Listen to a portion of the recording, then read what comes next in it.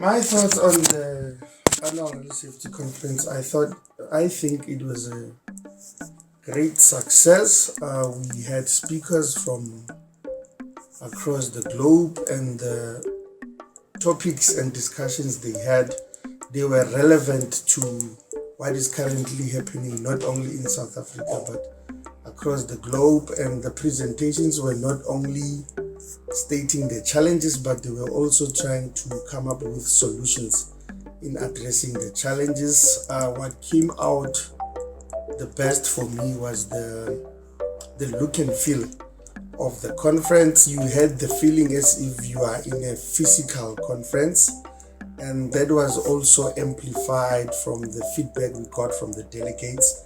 They also shared my sentiment that you couldn't feel that this is a virtual conference. It had that physical event feeling into it. Okay, and what went into preparing for it? Look, we've prepared for conferences before, but not in this manner. We've always had the ARSC in a conventional physical format.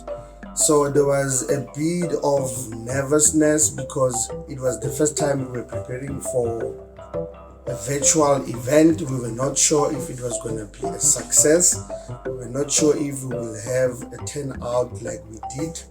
But through the technical committee that assisted us in putting the conference together, and the experienced service provider that we got for the conference, I think the collective effort made the conference a success that it is. How did you keep people engaged in the conference? Because with the virtual, you'll find that people switch off because they're not there necessarily.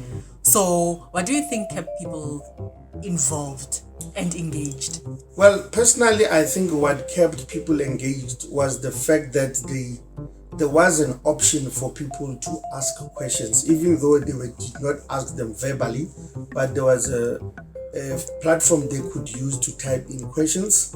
The program director could immediately see those questions and pose them to the speakers. So if you are attending a conference where you can ask a question, even if it's virtual, you can ask a question and you get the response immediately.